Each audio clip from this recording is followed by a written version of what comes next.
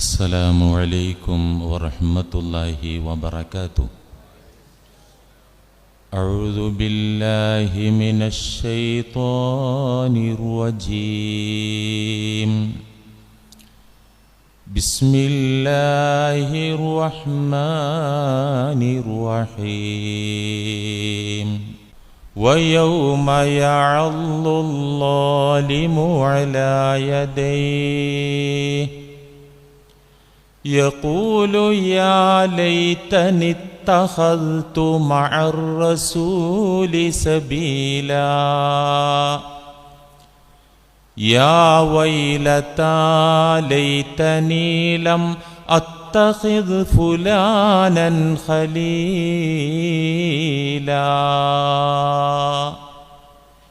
صدق الله مولانا العظيم. كانت بنو إسرائيل تسوسهم الأنبياء كلما هلك نبي خلفه نبي وإنه لا نبي بعدي وسيكون خلفاء فيكثرون. صدق رسول الله.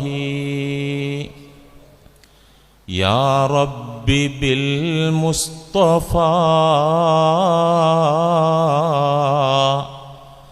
بلغ مقاصدنا واغفر لنا ما مضى يا واسع الكرم.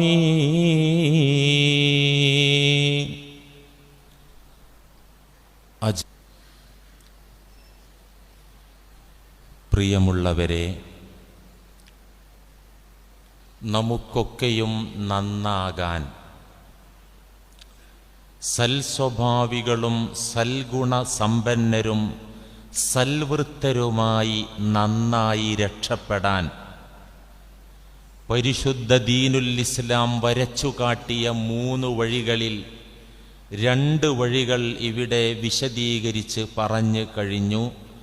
ഇനി ഇൻഷാ അല്ലാഹ് 3-ാമത്തെ അതിപ്രധാനമായ രക്ഷപ്പെടാനുള്ള നന്നാകാനുള്ള 3-ാമത്തെ മാർഗം, ഇസ്ലാം പറഞ്ഞു തന്നിട്ടുള്ള 3-ാമത്തെ വഴി, അതാണ് ഇനി തുടർന്ന് നമുക്ക് പറയാനും കേൾക്കാനും പഠിക്കാനും ഉൾക്കൊള്ളാനും ഉള്ളതായിട്ട് ഇനി ബാക്കിയുള്ളത്. 3-ാമത്തെ മാർഗം എന്താണ്? ദീനുൽ ഇസ്ലാം നന്നാകാൻ പറഞ്ഞു തന്ന 3-ാമത്തെ വഴി എന്താണ്? അന്ത്യപ്രവാചകർ മുഹമ്മദ് മുസ്തഫ സ്വല്ലല്ലാഹു അലൈഹി വസല്ലമ തങ്ങളുമായി ബന്ധം സ്ഥാപിച്ച് അവിടത്തോട് സഹവാസം സ്ഥാപിച്ച് സൽസ്വഭാവം ആർജിക്കലാണത്. എന്ത്? അള്ളാഹുവിൻ്റെ റസൂലുമായി ബന്ധം സ്ഥാപിച്ചുകൊണ്ട് നന്നായി രക്ഷപ്പെടുക. 1,000-ലധികം അംബിയാ മുർസലുകളെ ഈ ലോകത്തേക്ക് അള്ളാഹു അയച്ചപ്പോൾ ആ നിയോഗത്തിൻ്റെ പിന്നിൽ അള്ളാഹു ലക്ഷ്യമാക്കിയ കാര്യം ഇതാണ്. ഏത്? മാനവ മക്കളുടെ മനസ്സിലെ മാലിന്യങ്ങൾ നീക്കി അവരെ സൽസ്വഭാവികളും സൽഗുണസമ്പന്നരുമാക്കി വളർത്തുക. എന്താണ് നബിമാരെ വിട്ടതിലെ അള്ളാഹുവിൻ്റെ ടാർഗറ്റ്? മനസ്സിലെ മാലിന്യങ്ങൾ നീക്കി സംശുദ്ധരാക്കി അവരെ വളർത്തി അള്ളാഹുവിലേക്ക് നയിക്കുക, കൊണ്ടുപോവുക. ഇതാണ് പ്രവാചകന്മാരുടെ നിയോഗത്തിൻ്റെ പരമമായ ലക്ഷ്യം. പരിശുദ്ധ ഖുർആൻ അത് പറഞ്ഞിട്ടുണ്ട് പല സ്ഥലത്തും. സൂറത്തുൽ ജുമുഅ 2-ാമത്തെ ആയത്തിൽ, ഇന്നത്തെ പ്രമേയം സൂറത്തുൽ ജുമുഅയുടെ 2-ാമത്തെ ആയത്തിലടക്കം പല ഭാഗത്തും പ്രവാചക നിയോഗം എന്തിന് എന്ന് പറഞ്ഞിട്ടുണ്ട്. യത്ലൂ അലൈഹിം ആയാതിഹി വയുസക്കീഹിം വയുഅല്ലിമുഹുമുൽ കിതാബ വൽ ഹിക്മ വഇൻ കാനൂ മിൻ ഖബ്ലു ലഫീ ളലാലിൻ മുബീൻ. മുഹമ്മദുർ റസൂലുള്ളാഹി സ്വല്ലല്ലാഹു അലൈഹി വസല്ലമ തങ്ങൾ വന്നിട്ട് എന്തൊരു ഡ്യൂട്ടിയാണ് ഈ സമൂഹത്തിൽ, ഈ ഉമ്മത്തിൽ നിർവഹിച്ചത്. യത്ലൂ അലൈഹിം ആയാതിഹി, ഒന്ന് അള്ളാഹുവിൻ്റെ ആയത്തുകൾ അവരെ ഓതിക്കേൾപ്പിച്ചു. ഞാനൊക്കെ ഇവിടെ ഓതിക്കേൾപ്പിക്കുന്നത് പോലെ, പ്രബോധകന്മാർ ഖുർആനിലെ സൂക്തങ്ങൾ ഓതിക്കേൾപ്പിക്കുന്നത് പോലെ ആ സമൂഹത്തെ അള്ളാഹുവിൻ്റെ ആയത്തുകൾ അവർക്ക് ഓതിക്കൊടുത്തു, അവരെ കേൾപ്പിച്ചു. അവിടെ നിന്നില്ല. വയുസക്കീഹിം വയുഅല്ലിമുഹുമുൽ കിതാബ വൽ ഹിക്മ വയുസക്കീഹിം, അവരെ സംസ്കരിച്ചു, എല്ലാ നിലക്കും സംസ്കരിച്ചു. അവരെ ശരീരത്തെ സംസ്കരിച്ചു. അവർക്ക് ഫാറ്റൊന്നും ഇല്ലായിരുന്നു, സഹാബാക്കൾക്ക് കൊളസ്ട്രോളും ഇല്ലായിരുന്നു, ഒരു കുഴപ്പമില്ലായിരുന്നു. ശാരീരികമായി അവരെ സംസ്കരിക്കാൻ വേണ്ട ട്രെയിനിങ് ഒക്കെ കൊടുത്തു. ആത്മീയമായി മാനസികമായി അവരെ തസ്കിയത്താക്കി സംസ്കരിച്ച് സമുദ്ധരിച്ച് വിശുദ്ധരാക്കി മാറ്റി. മെനകെട്ട സ്വഭാവങ്ങളിൽ നിന്നൊക്കെ അവരെ അള്ളാഹുവിൻ്റെ റസൂല് മോചിപ്പിച്ചെടുത്തു. വയുസക്കീഹിം, ആയത്തോതിക്കൊടുത്തു, എന്നിട്ട് അവരെ സംസ്കരിച്ചു. വയുഅല്ലിമുഹുമുൽ കിതാബ വൽ ഹിക്മത, അവർക്ക് വേദഗ്രന്ഥം പഠിപ്പിച്ചു കൊടുത്തു. വൽ ഹിക്മത, ആത്മജ്ഞാനങ്ങളും പഠിപ്പിച്ചു കൊടുത്തു. വഇൻ കാനൂ മിൻ ഖബ്ലു ലഫീ ളലാലിൻ മുബീൻ, പ്രവാചകർ ഈ ഡ്യൂട്ടി ചെയ്യുന്നതിൻ്റെ മുമ്പ് അവർ കൃത്യമായ വ്യക്തമായ പിഴവിലായിരുന്നു. അവർ വഴി തെറ്റിപ്പോകുകയായിരുന്നു. തികച്ചും 100% പിഴവിലായി ജീവിച്ച സമൂഹമായിരുന്നു അവർ. അവരെ ഇவ்விധത്തിൽ സംസ്കരിച്ച് സമുദ്ധരിച്ച് ഉയർത്തുകയാണ് പ്രവാചകരുടെ ലക്ഷ്യമെന്ന്, ഡ്യൂട്ടിയെന്ന് പരിശുദ്ധ ഖുർആനിലൂടെ അള്ളാഹു പറഞ്ഞു തരുന്നു. ഇനി നമ്മൾ ശ്രദ്ധിക്കാനുള്ളത് 23 വർഷക്കാലം മുഹമ്മദുർ റസൂലുള്ളാഹി സ്വല്ലല്ലാഹു അലൈഹി വസല്ലമ തങ്ങള് ഈ ഡ്യൂട്ടി, ഏത് ഡ്യൂട്ടി? ആയത്ത് ഓതി കൊടുക്കുക, സംസ്കരിക്കുക, ആത്മീയമായും മാനസികമായും ശാരീരികമായും ഒക്കെ ട്രെയിനിങ് കൊടുത്ത് സംസ്കരിക്കുക, സമുദ്ധരിക്കുക. ഈ ഡ്യൂട്ടി 23 കൊല്ലം സ്വഹാബാക്കളിൽ മനോഹരമായി ഭംഗിയായി മുത്തുനബി നിർവഹിച്ചു.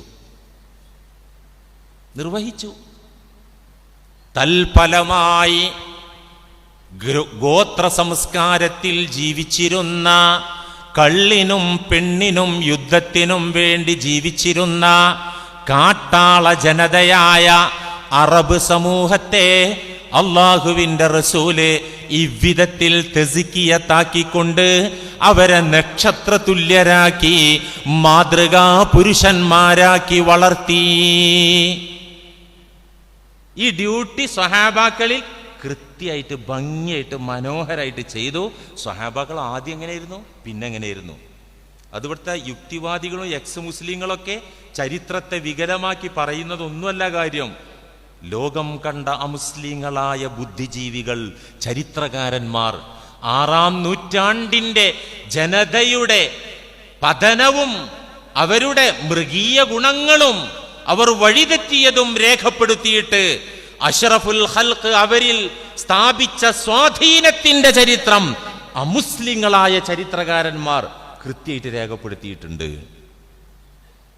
ഇനി നമ്മൾ ചിന്തിക്കാനുള്ളത്, അവിടത്തെ വഫാത്തിന്റെ പിറകെ ദേഹവിയോഗത്തിന്റെ ശേഷം വന്ന മുസ്ലിങ്ങളായ ആളുകൾ, ഞാനും നിങ്ങളുമടക്കമുള്ള മുസ്ലിങ്ങൾക്ക് ആ റസൂലുമായി ബന്ധം സ്ഥാപിക്കാൻ എന്താണ് വഴി? റസൂൽ ഇങ്ങനെ ഡ്യൂട്ടി ചെയ്തു, സ്വഹാബാക്കൾ ഡെവലപ്പായി, അവര് നന്നായി, അവര് രക്ഷപ്പെട്ടു.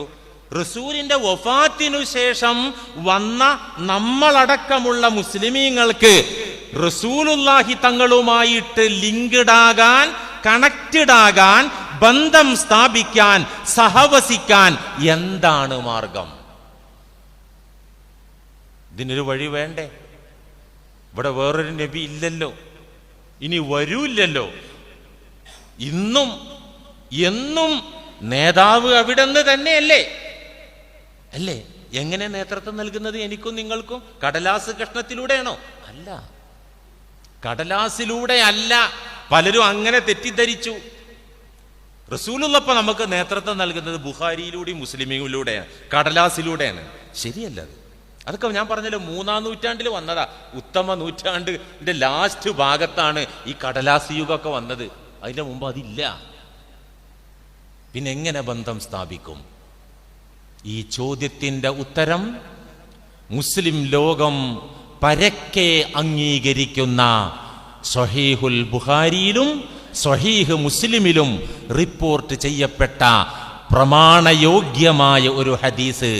ആരംഭപ്പൂവ് റസൂലുള്ളാഹി അവിടുത്തെ വഫാത്തിന്റെ മുമ്പ് തന്നെ, ഞാൻ ഇവിടുന്ന് പോയാലും എൻ്റെ ഡ്യൂട്ടി എങ്ങനെ നടക്കും നിങ്ങളിൽ, ഞാൻ ഇവിടുന്ന് പോയാലും നിങ്ങൾക്ക് ഞാനുമായി ബന്ധപ്പെടാൻ, എൻ്റെ അനുയായികളായി നിങ്ങൾ നിലകൊള്ളാൻ, എൻ്റെ നേതൃത്വം നിങ്ങളിൽ നിലനിൽക്കാൻ എന്താണ് വഴിയെന്ന് കൃത്യവും വ്യക്തവും സ്പഷ്ടവുമായി ഹബീബ് പറഞ്ഞത് ബുഖാരിയിലും മുസ്ലിമിലും പറഞ്ഞതായി കാണാം. ഈ ഹദീസ് നമ്മൾ മൗലൂദ് ഓതുന്ന ഈ പള്ളിക്കാർ മാത്രമല്ല അംഗീകരിക്കുക.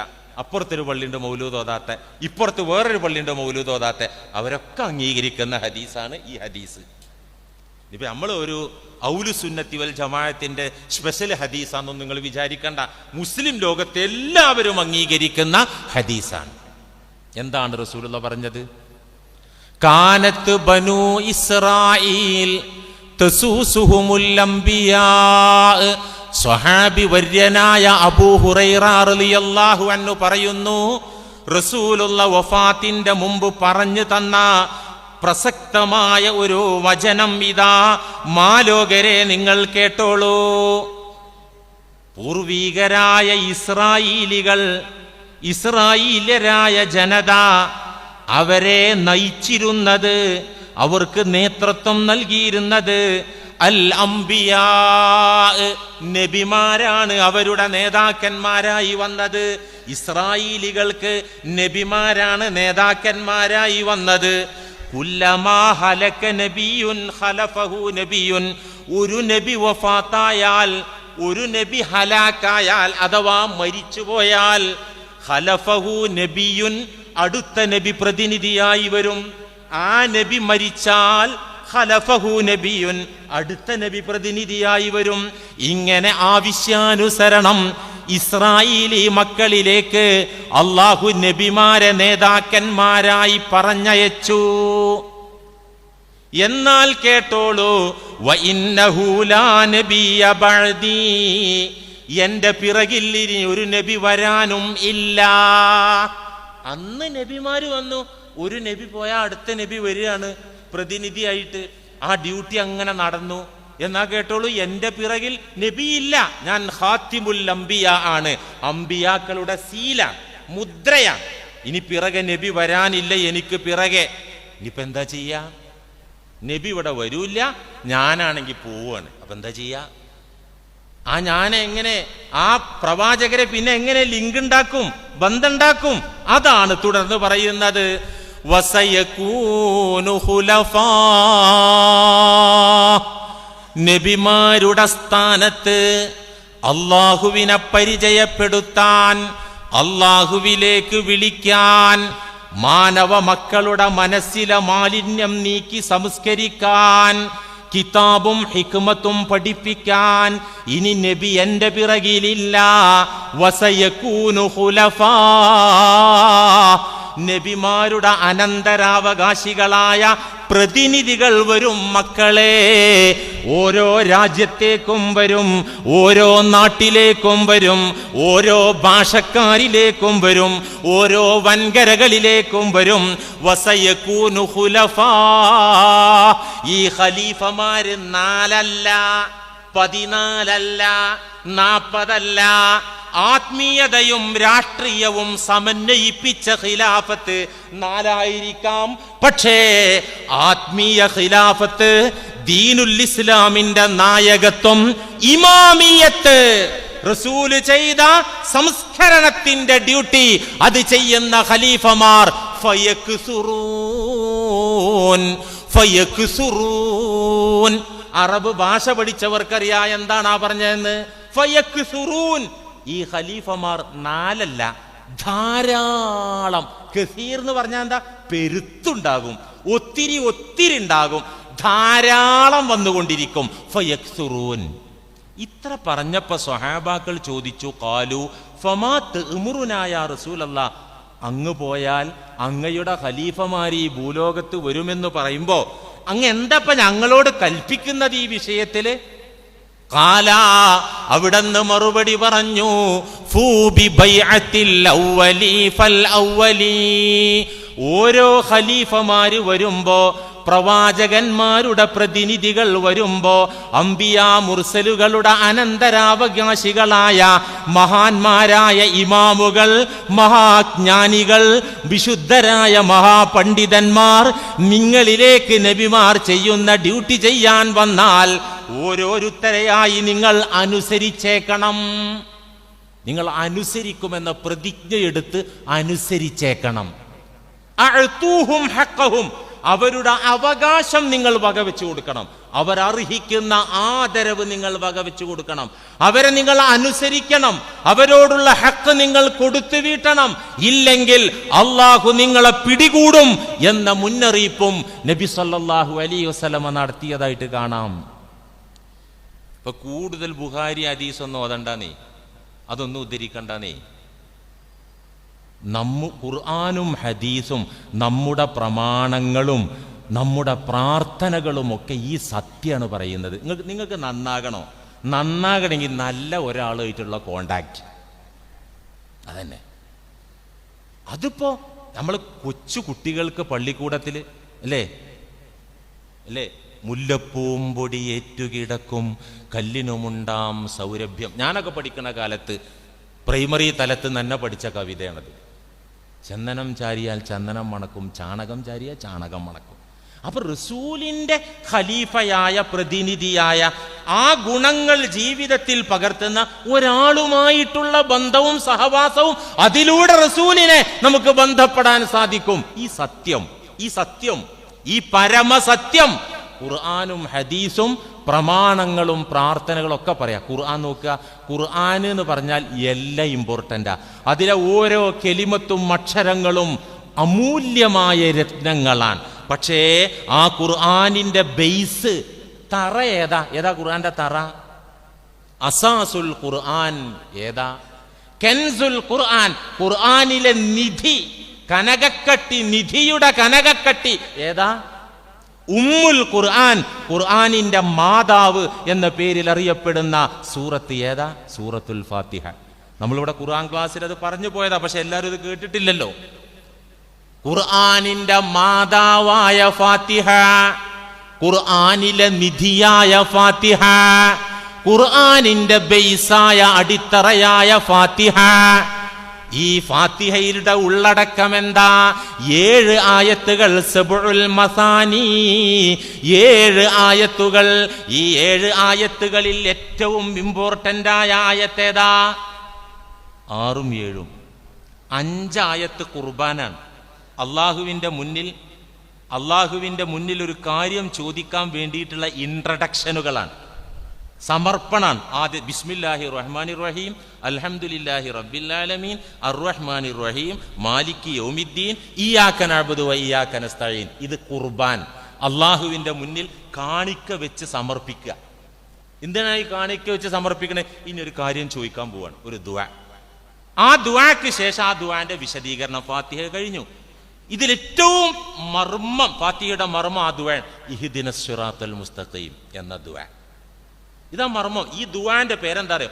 ഉമ്മുൽ അദ്ഇയത്ത്, ദുആകളുടെ കൂട്ടത്തിലെ ഉമ്മ. ഇത്ര പോരിശുള്ളൊരു ദുആ വേറല്ല. ഇഹ്ദിനസ് സിറാത്തൽ മുസ്തഖീം. നമ്മൾ എന്തൊക്കെ ദുആ ചെയ്യാറുണ്ട്? ഒക്കെ ചെയ്യണം അല്ലാഹുവിനോട്.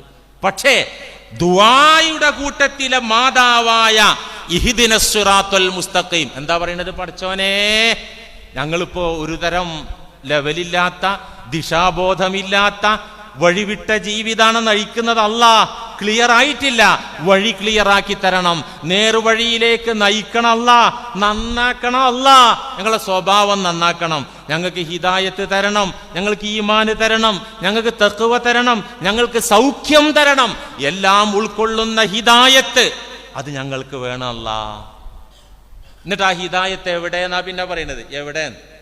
എവിടെ? ബുഖാരിയിലും മുസ്ലിമിലും അല്ല ഹിദായത്ത്, അല്ല മുസാഫിലും അല്ല ഹിദായത്ത്. എവിടെ ഹിദായത്ത്?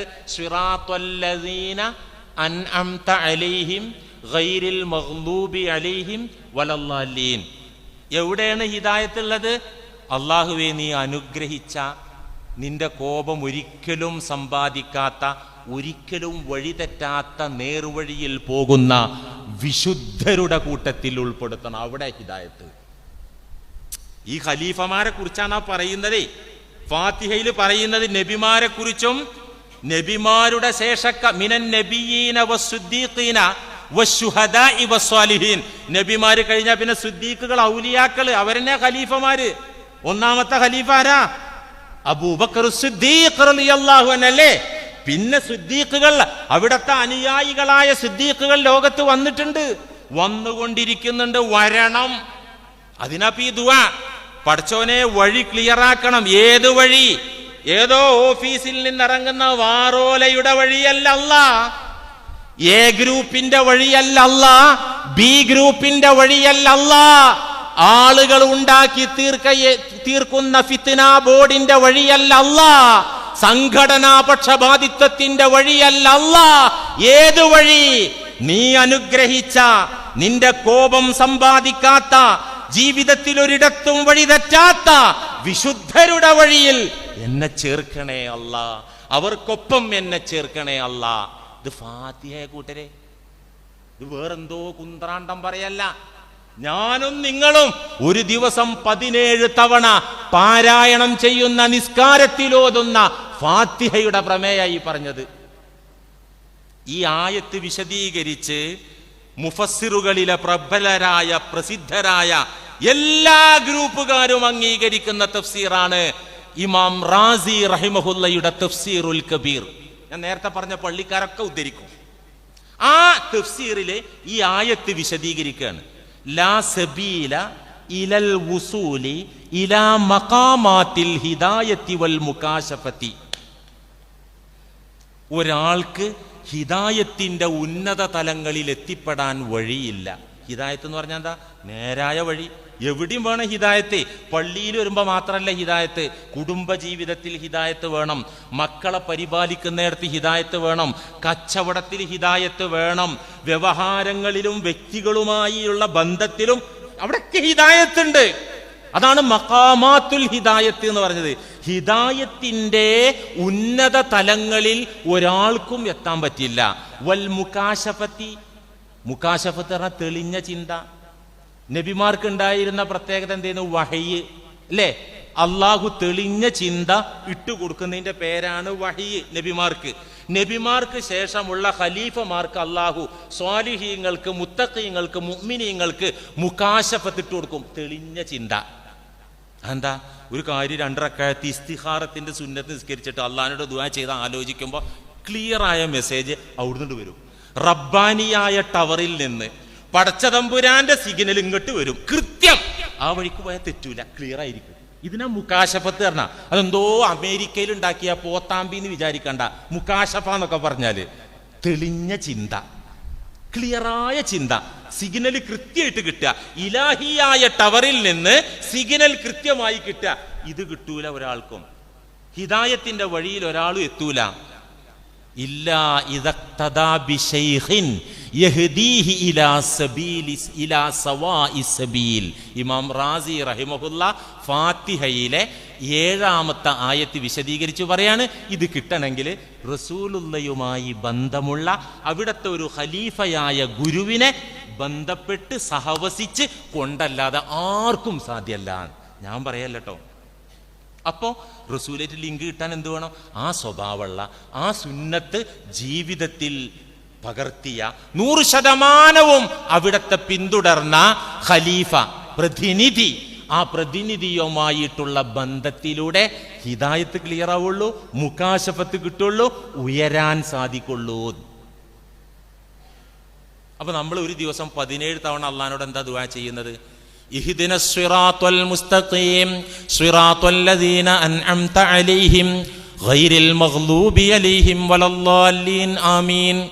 പടച്ചവനെ, എനിക്ക് നേരായ വഴി കാണിക്കണം, അങ്ങോട്ടെന്നെ നയിക്കണം. പടച്ചവനെ, അതെങ്ങനെയാണ്? വിശുദ്ധരായ, സംശുദ്ധരായ, അനുഗ്രഹീതരായ, നീ അനുഗ്രഹിച്ചിരിക്കുന്ന വഴി തെറ്റാത്ത ആ ഉന്നതരായ മഹാന്മാരായ ഖുലഫാക്കൾ, പ്രവാചകന്മാരുടെ അനന്തരാവകാശികൾ, അവരുടെ കൂട്ടത്തിൽ ചേർക്കണേ അല്ല. മരിച്ചെന്നിട്ട് ചേർക്കണം എന്നല്ലേ, മരിച്ചെന്നിട്ട് ചേരണം എന്നിട്ട് ഇവിടെ ചേരണേ, എന്നാലേ മരിച്ചെന്നാ ചേരുള്ളൂ. ഹിദായത്ത് പറഞ്ഞാൽ മഹ്ശറിൽ നിന്ന് ഉണ്ടാക്കേണ്ട സാധന, ഖബറിന്ന് ഉണ്ടാക്കേണ്ട സാധനമാണോ ഹിദായത്ത്? അത് ഇവിടുന്ന് ഉണ്ടാക്കണം. അത് ഉണ്ടാകണമെങ്കിലോ ഇവിടുന്ന് ഈ ബന്ധം സ്ഥാപിക്കണം. ഇതാണ് പറയുന്നത്. ഇനിയിപ്പോൾ അങ്ങോട്ടൊന്നും പോണ്ട. നമ്മൾ അത്തഹിയാത്തിൽ, തശഹുദിൽ, അത്തഹിയാത്ത് നമ്മളിട്ട പേരാണ് ഇത് അല്ലേ? സൂറത്ത് തബ്ബത്ത് എന്നൊക്കെ പറഞ്ഞ മാതിരി മസദ് എന്നാ പേര്. എന്ന മാതിരി കുഴപ്പമൊന്നുമില്ല, അത്തഹിയാത്ത് എന്ന് പറഞ്ഞാലും കുഴപ്പമില്ല. ഈ അത്തഹിയാത്തിൽ നമ്മൾ ചൊല്ലുന്നൊരു സ്വലാത്തുണ്ട്, അതാണ് ഏറ്റവും പോരിശയുള്ള നമ്പർ 1 സ്വലാത്ത്. ഒത്തിരി ഒത്തിരി സ്വലാത്തുണ്ട്. മലയാളത്തിൽ സ്വലാത്തുണ്ട്, ഇംഗ്ലീഷിലുണ്ട്, അറബിയിലുണ്ട്, തമിഴിലുണ്ട്, ഒക്കെ സ്വലാത്തുണ്ട്. റസൂലുള്ളാഹിനെ പുകഴ്ത്തുന്നതും അവിടത്തേക്ക് പ്രാർത്ഥിക്കുന്നതൊക്കെ സ്വലാത്താണ്. പക്ഷെ നമ്പർ 1 സ്വലാത്ത്, പവർഫുൾ സ്വലാത്ത്, ഏറ്റവും മഹത്വമേറിയ സ്വലാത്ത്, സ്വലാത്ത് ഇബ്രാഹിമിയ, നമ്മൾ അത്തഹിയാത്തിൽ ചൊല്ലുന്ന സ്വലാത്ത്. ആ സ്വലാത്തിന്റെ പ്രമേയവും ഇതാണ്. ഏത് പഠിച്ചവൻ എനിക്ക് നന്നാകാൻ ഒരാളെ കാണിച്ചു തരണം, ഒരു നല്ല കൂട്ടെനിക്ക് തരണം. മുത്തുറസൂലിന്റെ ഖലീഫയായ, മുത്തുറസൂലിന്റെ സ്വഭാവമുള്ള, ആ സുന്നത്ത് ജീവിതത്തിൽ 100% ആചരിക്കുന്ന ഒരു കൂട്ട് എനിക്ക് വേണം അല്ലാഹ്. ഇതാണ് ആ ഇബ്രാഹിമി സ്വലാത്തിന്റെ അർത്ഥം. അല്ലാഹുമ്മ സ്വല്ലി അലാ മുഹമ്മദിൻ വഅലാ ആലി മുഹമ്മദ് കമാ സ്വല്ലൈത അലാ ഇബ്രാഹിമ വഅലാ ആലി ഇബ്രാഹിമ വബാരിക് അലാ മുഹമ്മദിൻ വഅലാ ആലി മുഹമ്മദിൻ കമാ ബാറക്ത അലാ ഇബ്രാഹിമ വഅലാ ആലി ഇബ്രാഹിമ ഇന്നക ഹമീദും മജീദ്. ഇതൊരു റിവായത്താണ്. ഒത്തിരി സ്വഹീഹായ റിവായത്തുണ്ട്. നമ്മൾ അത്തഹിയാത്തിൽ കുറച്ചുകൂടി ഒരു എക്സ്ട്രാ റിവായത്താണ് നമ്മൾ അത്തഹിയാത്തിൽ ഓതല്. എന്താ അതിൻ്റെ ആശയം? എന്താ? അള്ളാഹുവേ, മുഹമ്മദ് നബിയുടെ മേലിലും കുടുംബത്തിൻ്റെ മേലിലും നീ രക്ഷയും കരുണയും അഭിവൃദ്ധിയും നൽകണമേ. ഏതുപോലെ? ഇബ്രാഹിം നബിക്കും കുടുംബത്തിനും നൽകിയതുപോലെ മുഹമ്മദ് നബിക്കും കുടുംബത്തിനും രക്ഷയും കരുണയും അഭിവൃദ്ധിയും നൽകണമേ അല്ലാ. ഏതുപോലെ? ഇബ്രാഹിം നബിക്കും കുടുംബത്തിനും നൽകിയതുപോലെ. എന്തായിരുന്നു റസൂലുള്ളാഹിക്ക് നൽകാത്ത സ്പെഷ്യൽ ഇബ്രാഹിം നബിക്കും കുടുംബത്തിനും നൽകിയത്? അള്ളാന്റെ റസൂലാണെങ്കിൽ ആദം സന്തതികളുടെ നേതാവാ. അന സയ്യിദു ഉൽദി ആദം, അഷ്റഫുൽ ഖൽഖ. അഷ്റഫുൽ ഖൽഖ് പറഞ്ഞാല് എല്ലാ പടപ്പുകളിലും ഉത്തമർ അവിടെ നിന്നാണ്. ഇബ്രാഹിം നബിയേക്കാൾ ആണ്, കഅബയേക്കാൾ ആണ്. അതല്ലേ അഷ്റഫുൽ ഖൽഖ് എന്ന് പറഞ്ഞത്. അള്ളാഹ് പടച്ച പടപ്പുകളിൽ ഏറ്റവും വിശുദ്ധരും ഏറ്റവും പോരിശയുള്ളവരുമാണ് മുഹമ്മദുർ റസൂലുള്ളാഹി. അതില് മുസ്ലിം ലോകത്ത് തർക്കമില്ലല്ലോ. അഷ്റഫുൽ ഖൽഖ് എന്നുള്ളടത്ത് പടപ്പുകളിൽ ഏറ്റവും പോരിശയുള്ള മഹത്വമുള്ള മഹാനരാണ് മുഹമ്മദുർ റസൂലുള്ളാഹി. എന്നിരിക്കെ സ്വർഗം ഉദ്ഘാടനം ചെയ്യുന്ന ഇബ്രാഹിം നബി അല്ല. അത് ആരാണ്? റസൂലുള്ളാഹി സ്വല്ലല്ലാഹു അലൈഹി വസല്ലം. മഹ്ശറയിൽ വെച്ചിട്ട് ഇബ്രാഹിം നബി പറഞ്ഞുപോയ 3 കളവിന്റെ കാര്യമോർത്ത് വിലപിക്കുമ്പോ അള്ളാഹുവിലേക്ക് റെക്കമെൻഡിന്റെ കരങ്ങൾ ഉയർത്തുന്നത് മുഹമ്മദുർ റസൂലുള്ളാഹി സ്വല്ലല്ലാഹു അലൈഹി വസല്ലം തങ്ങളാണ്. പിന്നെന്തേ റസൂലുള്ളാഹിക്ക് ഇല്ലാത്ത എന്തോ ഇബ്രാഹിം നബിക്ക് ഉണ്ടാണല്ലോ? അല്ലെങ്കിൽ ഈ പ്രാർത്ഥന തെറ്റാണ്ടേ? എന്താ പോലെ വരക്കണത്? ഇബ്രാഹിം നബിക്കും കുടുംബത്തിനും കൊടുത്ത പോലെ മുഹമ്മദ് നബിക്കും കുടുംബത്തിനും കൊടുക്കണേ. അപ്പൊ നബിക്ക് കിട്ടാത്ത എന്തോ ഒന്ന് ഇബ്രാഹിം നബിക്ക് ഉണ്ടാകണ്ടേ? ഇല്ലെങ്കിൽ ഈ പ്രാർത്ഥന മണ്ടത്തരാവില്ലേന്ന്. ഇപ്പോ നല്ല ആരോഗ്യമുള്ള ഒരാളെ എന്ന് ചൂണ്ടിക്കാട്ടിയിട്ട് ഒരു രോഗിനെ, ഇവനെപ്പോലെ ഈ രോഗിനാക്കണേ, അങ്ങനെയല്ലേ പറയാ. അപ്പൊ അയാളെക്കാൾ ആരോഗ്യത്തിന് ഇയാളല്ലേ ഫിറ്റായിട്ടുണ്ടാവുക. ഒരു വലിയ പൈസക്കാരൻ, ഒരു ദരിദ്രൻ, ഈ ദരിദ്രനെ ഈ പണക്കാരനെ പോലെ ആക്കണേ. അത് പറഞ്ഞാൽ എന്താ അതിനർത്ഥം? ഇവിടെ എന്താ പറയുന്നത്? ഇബ്രാഹിം നബിക്ക് കൊടുത്തതുപോലെ നബിക്ക് കൊടുക്കണേ. നബി താഴെയാണോ? എന്താ നബിക്ക് കിട്ടാത്ത സ്പെഷ്യലായിട്ട് ഇബ്രാഹിം നബിക്ക് കിട്ടിയത് എന്താ? പൊന്നാര ചങ്ങാതിമാരെ, 5 വക്തിൽ ഞാനും നിങ്ങളിത് ഓതുന്നവരാണ്. ഇതിങ്ങനെ ഉരുവിട തത്ത വഴക്കം പറയുന്നത് പോലെ എന്താ ഈ പറയുന്നത്? ഒരു വല്ല വെളിവ് നമുക്കുണ്ടോ? എന്താ സംഭവം? എന്ത് സംഭവം എന്താ എന്നാ കേട്ടോളൂ. ഉത്തരം വളരെ വ്യക്തമാണ്. ഇബ്രാഹിം നബിക്ക് അള്ളാഹു പ്രത്യേകമായി നൽകിയത് ലോകത്ത് വന്ന നബിമാര് അവിടത്തെ സന്താന പരമ്പരയിലും അവിടത്തെ ആ താവഴിയിലുമാണ് ലോകത്തെ നബിമാരൊക്കെ വന്നത്. ഇസ്മായിൽ എന്ന കുഞ്ഞിലൂടെ ഒരു നബിയെ വന്നിട്ടുള്ളതാണ് മുഹമ്മദുർ റസൂലുള്ളാഹി. ഇസ്ഹാഖ് നബിയുടെ മകൻ യഅ്കൂബ് നബിയുടെ പരമ്പരയിലൂടെ 100 അല്ല 1000കണക്കിന് നബിമാരെ അള്ളാഹു പറഞ്ഞയച്ചു. ഇസ്രായേലിൽ 1000കണക്കിന് നബിമാരെ. അത് ഇബ്രാഹിം നബിക്ക് കിട്ടിയൊരു മേന്മയാണ്. ആ പരമ്പരയിൽ നബിമാരുടെ ഒരു നിര തന്നെ. അള്ളാഹുവേ, അതുപോലെ മുഹമ്മദുർ റസൂലുള്ളാഹി ഇവിടെന്ന് പോയാലും അവിടത്തെ ഉമ്മത്തിൽ അവിടത്തെ പരമ്പരയിൽ ഞങ്ങൾക്ക് നേതൃത്വം നൽകാൻ പറ്റുന്ന, അങ്ങയിലെത്തിക്കുന്ന, മുഹമ്മദ് നബിയിലെത്തിക്കുന്ന, അങ്ങനെ അള്ളാഹുവിലെത്തിക്കുന്ന ഖലീഫമാരെ കാലാകാലങ്ങളിൽ ഭൂമിയിൽ നിയോഗിക്കുകയും ആ ഖലീഫമാരിലേക്ക് ഞങ്ങളെ എത്തിക്കുകയും ചെയ്യണമേ. ഇതാണ് ആ ദുആ. ഇതല്ലാത്ത അർത്ഥം എന്താ? നിങ്ങൾക്ക് ആർക്കെങ്കിലും അറിയെങ്കിൽ ഇന്നൊന്ന് പോകുമ്പോൾ പറഞ്ഞു തരണം. ഇതല്ലാത്തൊരർത്ഥം ഈ സ്വലാത്തിനുണ്ടെങ്കിൽ ദയവായിട്ട്. ഇതല്ലാത്തൊരർത്ഥം ഇബ്രാഹിം നബിക്ക് എന്തെങ്കിലും സ്പെഷ്യലായിട്ട് കിട്ടിയത് നിങ്ങൾക്ക് അറിയുമെങ്കിൽ വല്ല വഴുതെന്നൊക്കെ ഇത് വല്ലയിടത്തും വായിച്ചിട്ടൊക്കെ നിങ്ങൾക്ക് അറിവുണ്ടാകാലോ. ഇതിനപ്പുറത്തൊരു ഒന്നുമില്ല. ഇബ്രാഹിം നബിക്ക് കിട്ടിയത് ആ പരമ്പരയിൽ, ആ കുടുംബത്തിൽ ധാരാളം നബിമാര് വന്നു. നബിയുടെ കുടുംബത്തിൽ നബി വരൂല, നമ്മുടെ നബിയുടെ കുടുംബത്തിൽ നബി വരൂല. പിന്നെ ആര് വരും? ഖലീഫമാര് വരും, പ്രതിനിധികൾ വരും, അനന്തരാവകാശികൾ വരും.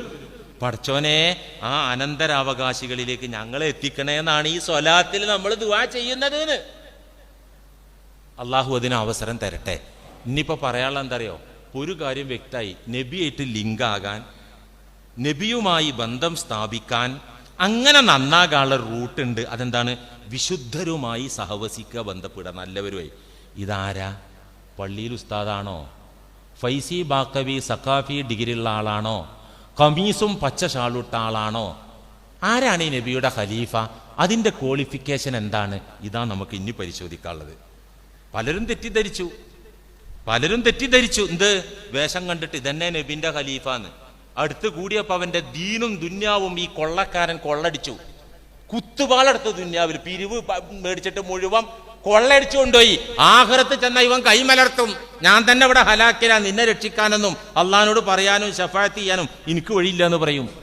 അതുകൊണ്ട് ഇനി വളരെ ശ്രദ്ധിച്ച് മനസ്സിലാക്കേണ്ടത് റസൂലിന്റെ ഖലീഫമാരാരാണ്, അവരുടെ ക്വാളിഫിക്കേഷൻ എന്താണ്, അവരുടെ അടയാളങ്ങൾ എന്താണ്, നമുക്കതൊന്ന് പഠിച്ചു നോക്കുക.